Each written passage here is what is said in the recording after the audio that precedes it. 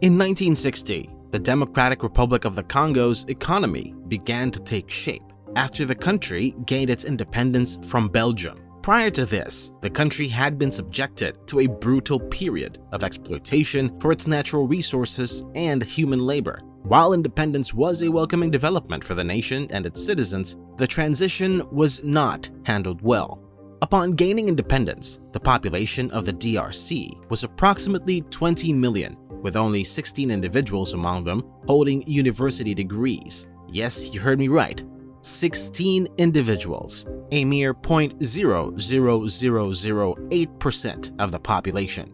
The Belgian authorities, who had overseen the country's industries, departed abruptly, leaving behind scant instructions on how to manage the institutions that were critical to maintaining the economy. Prior to gaining independence, only 3 government positions were occupied by Congolese individuals. Following independence, the country quickly descended into economic turmoil, with civil systems collapsing and exports ceasing, resulting in a loss of international income. This economic crisis fueled conflict between various political and ethnic factions within the country, making it even more challenging to improve the living conditions of its populace. Dubbed as the Congo Crisis, this extended era of political turmoil received indirect backing from both the United States and the Soviet Union, who utilized the country as a battleground to fight out their political disputes, disregarding the human cost. In 1965, the country was in a state of political deadlock, failed elections, and a military takeover, and ultimately, the US-supported President Mobutu rose to power as the sole leader, promptly transforming the country into a military dictatorship, which came as no surprise to most people.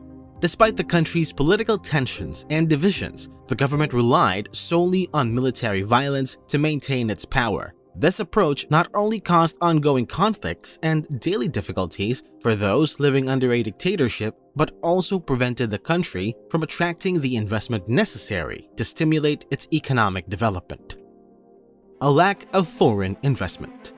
Numerous global companies would have been interested in establishing operations in the Democratic Republic of Congo, or Zaire, as it was known from 1971 to 1997. Even if these businesses were solely focused on exploiting the region's natural resources, sound governance of these operations could generate substantial wealth for all involved parties. Developed nations such as Canada, Australia, Norway, the USA, and the UK derive significant wealth from private enterprises engaged in natural resource extraction. However, the key distinction is that these nations negotiate resource deals with companies and receive some form of compensation that ultimately benefits the people who hold decision-making power in that country by means of their right to vote in free and fair elections. Under a dictatorship, the compensation for resource deals only needs to benefit the dictators. However, even in such situations, international companies require a degree of stability before they can establish their operations. Bribing government officials for mining rights in African countries is a common occurrence, but these companies still need to make substantial investments before they can access resources profitably. Investing billions of dollars into mining equipment, processing facilities, and shipping ports to transport materials out of the country can yield rapid returns, provided that the infrastructure is not affected by nationalization campaigns or ongoing conflicts. Given the frequency of such incidents in the DRC, the country has continually grappled with attracting foreign investment, even from firms interested in merely exploiting its natural resources. This lack of investment has prevented the country from developing any significant industries, and even mining is primarily conducted by hand, utilizing rudimentary tools, which translates to low productivity and minimal value produced by each worker. Therefore, even if the economy were entirely equitable, workers would earn meager wages. In contrast to mines in developed nations that use similar materials, mining operations in the DRC use fewer pieces of equipment, relying instead on low-cost manual labor. This is typically where the International Monetary Fund and the World Bank would step in. These organizations provide loans to underdeveloped or economically distressed nations, enabling them to make the initial investments required to establish productive industries. Theoretically, the International Monetary Fund or IMF could provide financial assistance to the DRC, enabling them to construct roads and purchase equipment to facilitate the efficient extraction of their abundant natural resources. Through the generated revenue, they could repay the loans and make further investments in acquiring more tools for even greater resource extraction, ultimately leading to increased revenue, which would be a mutual beneficial outcome if executed perfectly. In line with this plan, both the IMF and the World Bank have provided the DRC with billions of dollars in loans over the last 50 years. However, a significant portion of these funds has been either mismanaged or embezzled by corrupt government officials. Both organizations have had to write off a significant proportion of the loans provided to DRC, and even the IMF, which was initially established to assist such countries, ultimately declared that enough was enough. Additionally, the IMF has dispatched economic advisors to aid in the development of a coherent plan for the country, but they have encountered a pervasive obstacle. Many of the leaders who have governed the DRC since its independence are resistant to improving the living standards of their citizens because wealthier individuals are more challenging to control. Given the country's factional rivalries, maintaining power is already a daunting task, and having a general population that demands transparency and accountability from their government only adds to the difficulty. This presents an endless feedback loop, and solving it without undue foreign interference in a sovereign nation's political affairs is almost impossible. Historically, foreign intervention in such matters has not been successful, making it a less than ideal solution.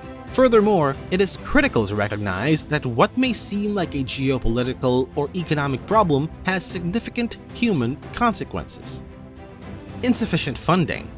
The extent of poverty in countries like the DRC may be difficult for economists from developed nations to grasp. Economists are typically well-educated professionals who reside in countries that are relatively wealthy by global standards, although it is technically accurate to state that the Democratic Republic of the Congo has a GDP per capita of $584, or that the average citizen lives on less than $2 per day. It does not provide a comprehensive understanding of the living conditions or financial realities of the country's citizens. GDP is a measure of an economy's overall market output, which should, in principle, represent the total value of all final goods produced in that economy within a year. Nonetheless, some goods produced by an economy are not included in total GDP figures. Economists typically exclude non-final goods from the GDP value to avoid counting them repeatedly, which would artificially inflate the economy's actual worth. An example of a non-final good is an engine that would be used in a new car. If the car manufacturer purchases an engine for $5,000 and sells the car for $25,000, only the latter amount will be considered part of the GDP. Moreover, illegal goods and services are also not factored into the GDP figures. In theory, these goods and services should be counted as value-adding products. However, they are excluded because individuals involved in illegal activities do not report their earnings to the government responsible for collecting economic data. Additionally, one critical category that does not get accounted for in GDP figures, which is particularly significant for underdeveloped economies such as the DRC, is household industries that participate in household production. Household production refers to activities like a woodworker crafting a dining room set for their family. Although this process adds value, it is not included in GDP figures since the product is not supplied to the market. However, if the woodworker sold the dining room set, then it would be incorporated in the GDP figures. This concept helps to explain how a whole nation of people can survive on only $2 per day. While poverty in these countries is still severe, this amount can go much further than it would in more developed economies. If a nation is predominantly impoverished, businesses won't be able to demand high prices for their goods, thereby keeping the general cost of living low. Economists rely on purchasing power parity to make adjustments for such scenarios, since it wouldn't be equitable to compare the worth of $2 in a nation like the DRC, where a decent meal could be bought for less than 50 cents, to $2 in a country such as Australia or Switzerland, where lunch might cost as much as $50. When adjusting for purchasing power parity, the DRC has a GDP per capita of $1,179. This indicates that the average person in the DRC lives on roughly $4 per day. While this represents an improvement, it is still insufficient. How people survive the DRC. In countries like the DRC, people's survival depends heavily on self-sufficiency at the household or community level. They grow their own crops, obtain their own water, and frequently construct their own dwellings. As a result, when individuals go to work and earn a meager daily wage, they primarily spend that money on items their household cannot produce on their own, such as fuel, materials, and tools.